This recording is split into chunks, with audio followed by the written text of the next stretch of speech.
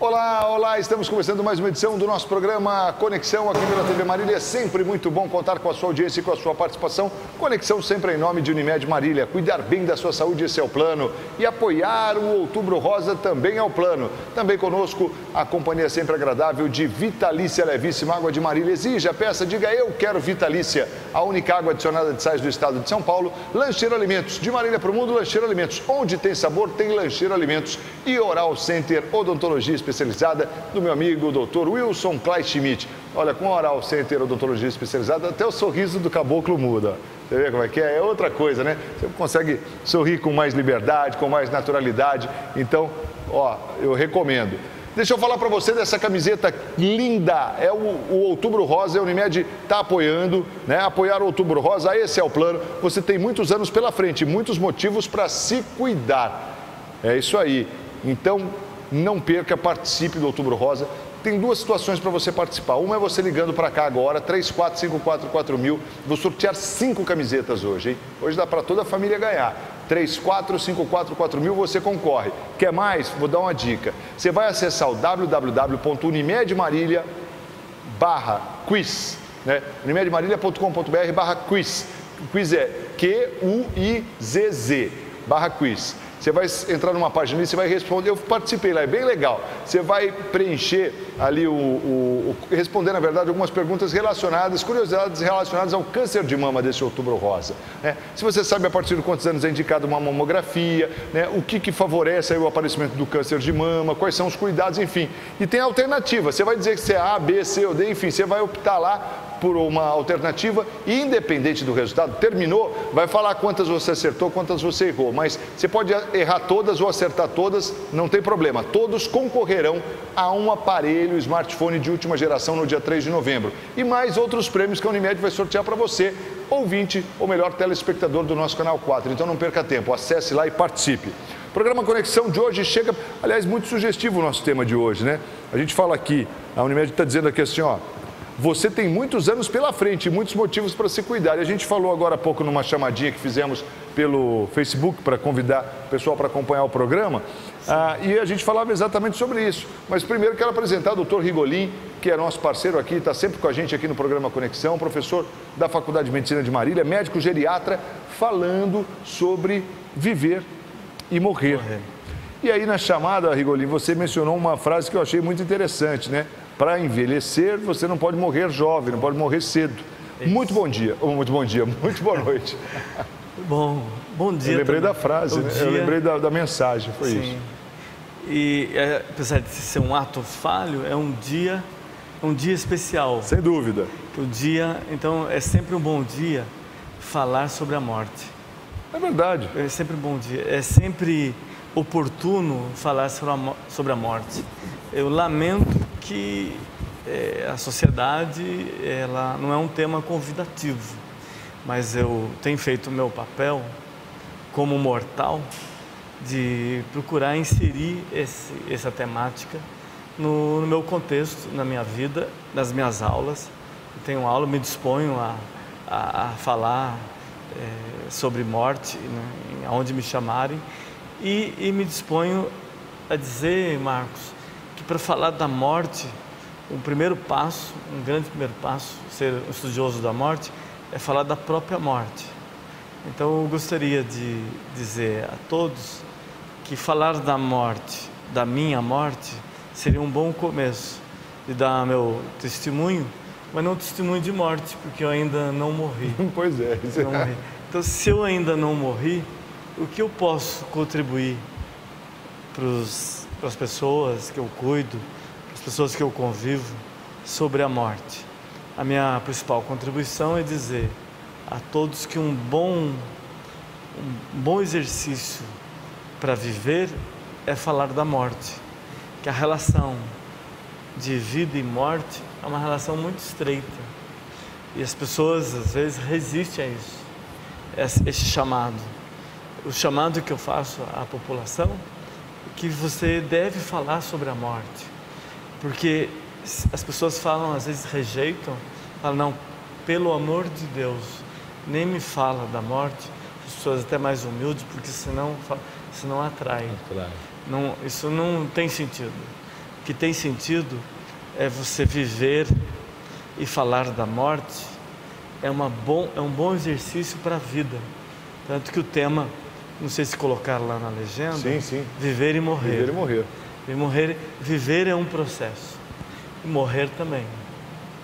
Morrer já é um processo mais complexo, que as pessoas deixam de lado, às vezes, porque se você me perguntar se eu penso na morte todos os dias, eu diria que sim, quase todos os dias, ainda mais que o meu exercício, a minha profissão exige isso. Mas eu, como filosofia de vida, falando sobre a minha morte, eu procuro viver, a minha proposta é teoria e é filosofia, de que tudo que eu fizer, tudo que eu estou fazendo nesse momento, que eu estou dando essa entrevista, meu amigo Marcos Vinícius, que pode ser a última entrevista. Oxalá que não seja, mas pode ser, é pode verdade. Ser.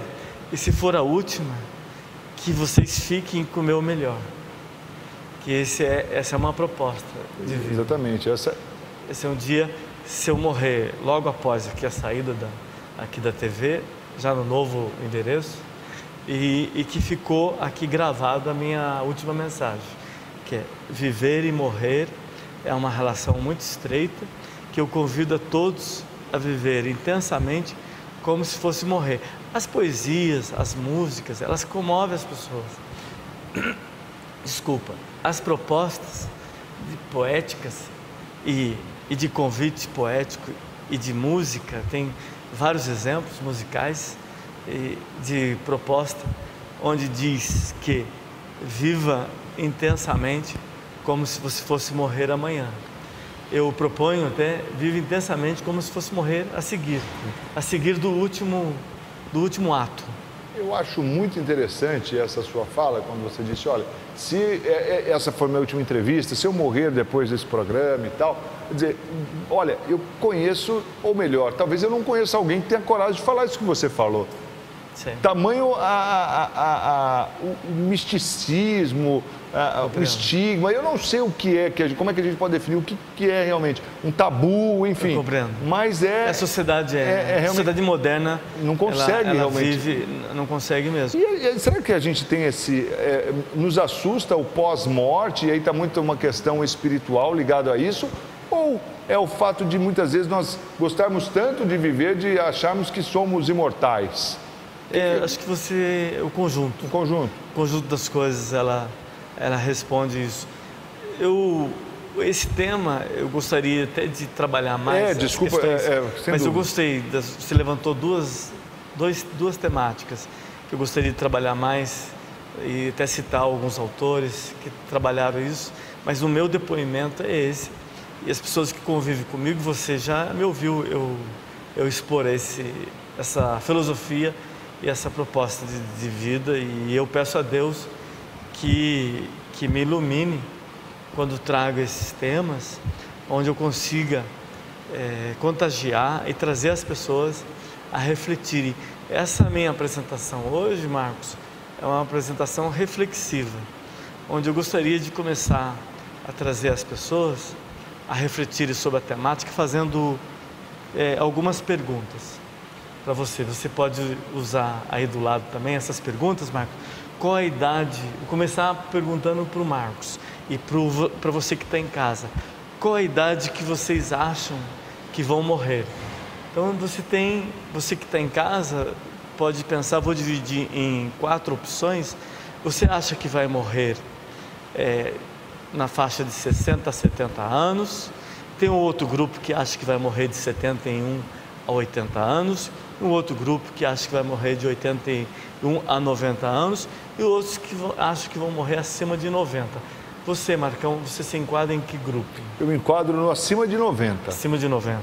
Você vê, então, um exemplo que eu acho que a maioria das pessoas em casa que querem viver muito.